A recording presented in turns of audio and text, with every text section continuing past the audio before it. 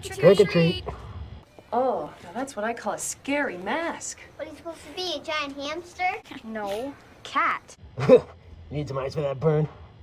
I don't like the other one, Mom. Too scary. Honestly, I'm not that much better looking underneath.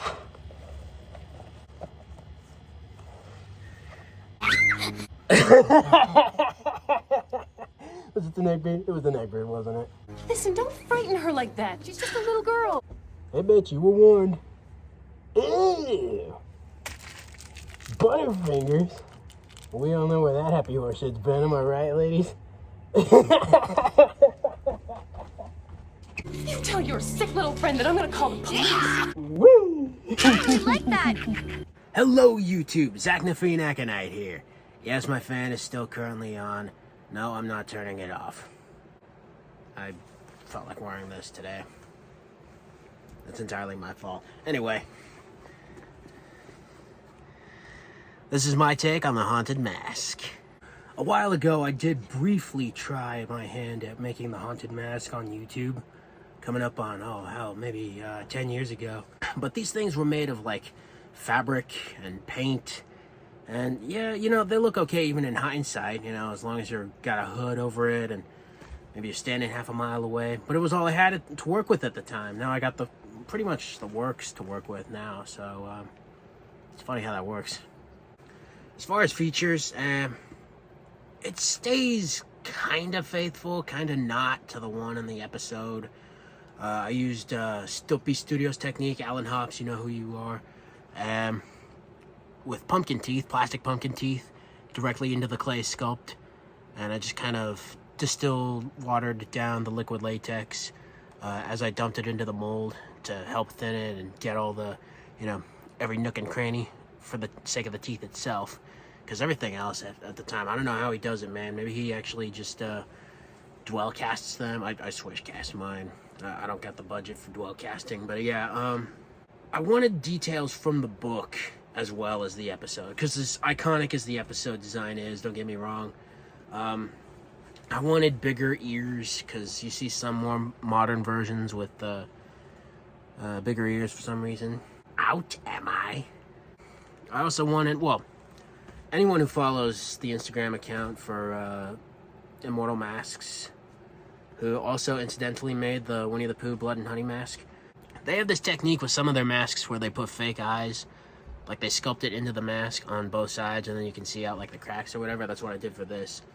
Because I wanted my mask to have the yellow eyes like the book, and this was really the only way I could think of to do that. I don't think I'm going to do a montage for this one. I think I'll actually just take you outside and show you the mold, and I don't know, I feel like doing something different this go around. Some people kind of bitched a while ago about the montage anyway, so it is what it is. Oh hey, can you go a little more in depth about it? Like, I gave you a whole montage. Like, how is that not in depth enough? You pussies. I use this guy right here, plastic Ed head armature to do all the main sculpting. Then a plaster mold is made over that clay. And this is a two-piecer, which is a special 8 different circles of hell just to get right. It's already full of yard debris because I do this outside. Here's a one-piecer, which is a little easier to work with. Slosh the latex around. But sure enough, all you gotta do, I have a little piece here. And it's just some kite teeth from critters. We're just gonna peel that up and out. It's real simple, easy enough.